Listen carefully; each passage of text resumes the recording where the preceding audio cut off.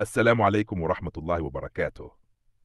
Mga kapatid sa pananampalataya, madalas nating marinig ang tanong, ano ba ang sinasabi ng Islam tungkol sa Biblia ng mga Kristiyano?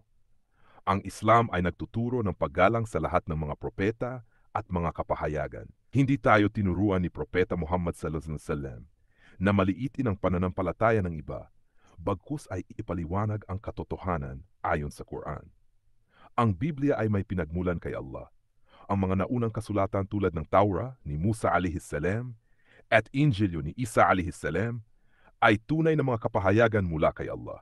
Sabi ni Allah sa Quran, Inna anzalna at-Taurata fiha huda wa nur. Katotohanang aming ibinaba ang Torah na naroon ang patnubay at liwanag. Ikalawa, binago ng ilan sa mga tao ang mga salita sa mga kasulatan. Sabi ni Allah, yuharrifuna al-kalima an mawadihi. Binago nila ang mga salita mula sa orihinal na kahulugan nito. Ibig sabihin, ang kasalukuyang Biblia ay may halong katotohanan at kamalian. May mga bahagi pa ring totoo, ngunit may mga binago o naidagdag ng tao. Ikatlo, ibinaba ni Allah ang Quran bilang huling kapahayagan. Sabi ni Allah, وَأَنزَلْنَا إِلَيْكَ الْكِتَابَ بِالْحَقِّ مُصَدِّقًا لِمَا بَيْنَ يَدَيْهِ وَمُهَيْمِنًا عَلَيْهِ. Ibinaba namin sa iyo ang aklatan ng may katotohanan bilang pagpapatunay sa mga nauna rito at bilang tagapangalaga laban sa pagbabago. Kaya ang Quran ang naging pamantayan ng katotohanan upang malaman kung alin sa mga naunang kasulatan ang nananatiling totoo. Ikaapat, ang Islam ay nagtuturo ng paggalang sa lahat ng mga propeta. Sabi ni Allah, La nufarriqu bayna ahadin min rusulihi.